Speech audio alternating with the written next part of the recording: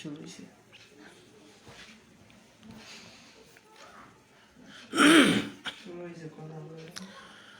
আসসালামু আলাইকুম। আমি আসলে কখনো লাইভে আসি নাই, আজকে আসলাম। অনেক দুঃখ ভরা কিছু কথাবার্তা নিয়ে।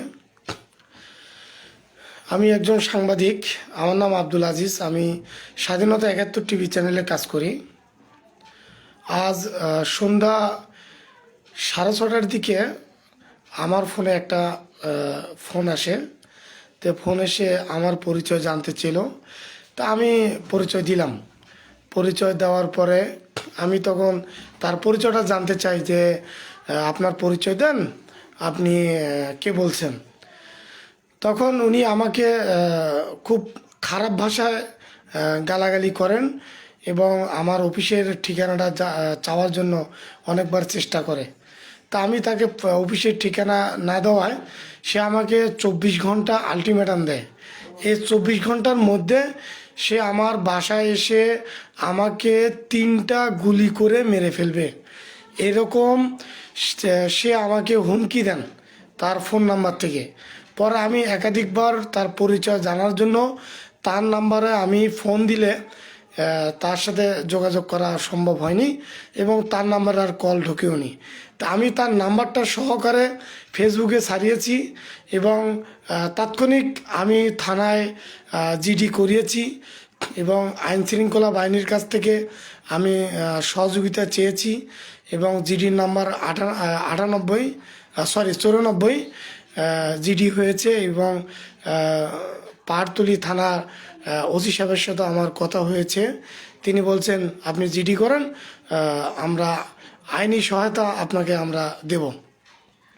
তো এখন বিষয়টা হচ্ছে, আমরা সংবাদকর্মী, আমরা দেশের জন্য, রাষ্ট্রের জন্য, এদেশের সাধারণ মানুষের জন্য আমরা আমাদের জীবনকে বাজি রেখে আমরা দিনরাত পরিশ্রম করে আমরা দেশের মানুষের জন্য সেবা দিয়ে যাচ্ছি। তো এখন যারা সন্ত্রাসীরা, যারা ভূমিদস্যু, যারা এই দেশবিরোধী, তারা যদি এইভাবে সংবাদকর্মীদেরকে ফোন দিয়ে হুমকি এবং গুলি করে বাসায় গিয়ে মেরে ফেলবে, এই ধরনের যদি হুমকি দিয়ে আসে, তাহলে আমরা সংবাদকর্মীরা কোথায় যাব? আমরা সংবাদকর্মীরা কোথায় যাব?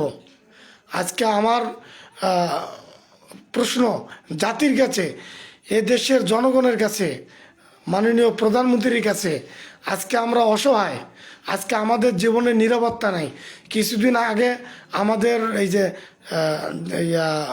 জামালখান থেকে ওখানে একটা সংবাদকর্মী সরওয়ার আলম, ওনাকেও কিডন্যাপ করা হয়েছিল। 3 দিন পরে ওনাকে অজ্ঞান অবস্থায় প্রশাসন তাকে উদ্ধার করে। তা আমাদের আজকে যদি এভাবে সংবাদকর্মীরা নালা থাকতে হয়, খালে পরে থাকতে হয়, তাহলে আমরা যাব কোথায়?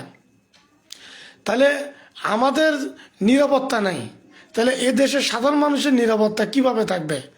আজকে আমাকে হুমকি দিচ্ছে, আমাকে মেরে ফেলবে না এমন তো কোনো গ্যারান্টি নাই। কারণ সে এমনভাবে আমাকে হুমকি দেওয়া হয়েছে যে ওই সন্ত্রাস আমার বাসা পর্যন্ত চেনে। তা আমি দেশবাসীকে অনুরোধ করব, আমরা যারা মিডিয়া ভাইয়েরা আছি, সংবাদকর্মীরা আছি, সারা বাংলাদেশের যারা সংবাদকর্মীরা আছেন, সবাই একজোট হয়ে এটার প্রতিবাদ করুন। না হলে আমার মতন সংবাদকর্মীরা এভাবে হুমকি দিয়ে বাসায় মেরে ফেলে তারা চলে যাবে। তা আমাদের স্বাধীনতা নাই। আমরা সন্ত্রাসীদের বিরুদ্ধে, ভূমিদস্যুদের বিরুদ্ধে, যারা দুর্নীতি করে, অনিয়ম করে, তাদের বিরুদ্ধে যদি লেখালেখি করি, তাহলে আমাদেরকে এভাবে হুমকি দেওয়া হচ্ছে।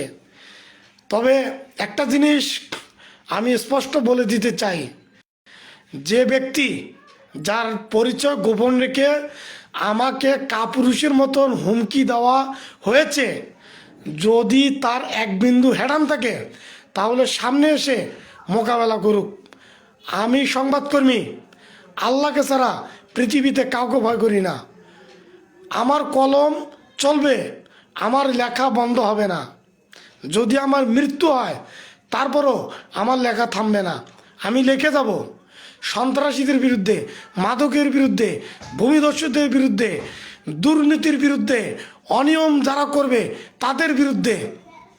আমি চ্যালেঞ্জ করলাম, আমার মৃত্যুর এক বিন্দু যদি আমার জীবনটা বেঁচে থাকে, আর আমি যদি বেঁচে থাকি, আমি কাউকে ভয় করব না, সন্ত্রাসীদের ভয়ে ঘরে বসে থাকবো না। ইনশাআল্লাহ ইনশাআল্লাহ কলম চলবে।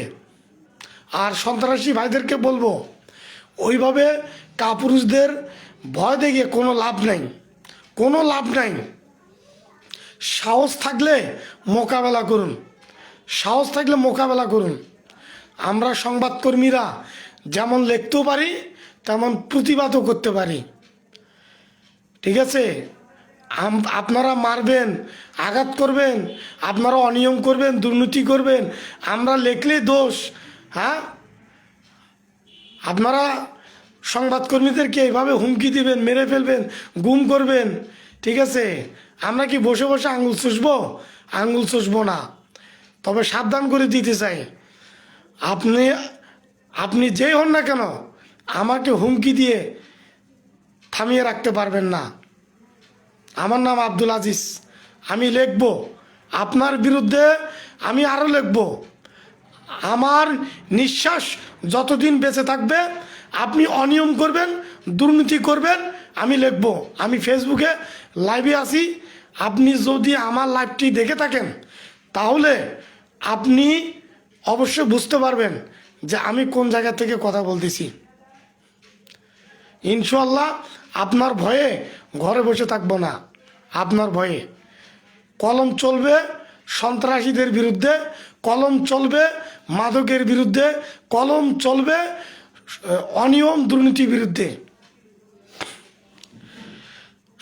আপনারা যারা লাইভে আছেন, আপনারা সবাই শেয়ার করবেন বেশি বেশি করে, কারণ আমরা সংবাদকর্মী, আমরা দেশের জন্য, দেশের সাধারণ মানুষের জন্য আমরা কাজ করে যাচ্ছি। ইনশাল্লাহ কাজ করেই যাব, কারো ভয়ে আমরা ঘরে বসে থাকবো না। কারণ উনি আমাকে ফোন দিয়েছেন ঠিক 6টা 20 মিনিটে। উনি আমাকে 40 সেকেন্ডের মতো কথা বলছেন। 40 সেকেন্ডের মধ্যে বলেছেন যে আপনার নাম কি, আমার পরিচয় দিয়েছি, আমি কোন জায়গায় কাজ করি সেটাও পরিচয় দিয়েছি।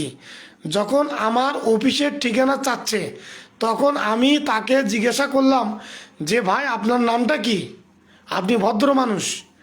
সে আমাকে বলল যে বেটা তুই কত বড় সাংবাদিক হইছস, আমি তোরে দেখে নিব, তোর বাসায় গিয়ে 3টে গুলি করে তোকে মেরে ফেলবো, তোকে মেরে ফেলবো। তা আমি বলছি যে যিনি আমাকে হুমকি দিয়েছেন, আমি বাসায় আছি, আমি আমার বাসায় আছি, তোমার যদি সাহস থাকে তুমি আমার বাসায় আসো, আমি তোমার জন্য দরজা খুলে রাখছি, তুমি আমাকে গুলি করে দাও। তুমি যে 3টি বুলেট রাখছো সে 3টি নিয়ে আসো, আমি তোমার জন্য অপেক্ষা করছি। ফেসবুকের বন্ধুরা, আপনারা সবাই বেশি বেশি করে শেয়ার করুন, আমাকে সহযোগিতা করুন। আপনার একটি শেয়ার হয়তোবা সারা বাংলাদেশ ব্যাপী সবাই জানতে পারবে যে একজন মিডিয়াকে মোবাইল ফোনে হুমকি দিয়ে তাকে দমন করার চেষ্টা করছে। তে যাই হোক, আপনারা ইনশাল্লাহ সবাই ভালো থাকবেন। আমি সাংবাদিক আব্দুল আজিজ, আমি কখনো থেমে থাকবো না, আমার কলম চলবে, এই আশা ব্যক্ত করে আমি আমার ফেসবুকের লাইভ থেকে বিদায় নিচ্ছি। সবাই ভালো থাকবেন, সুস্থ থাকবেন, এই কামনা করে শেষ করছি। আল্লাহ হাফিজ।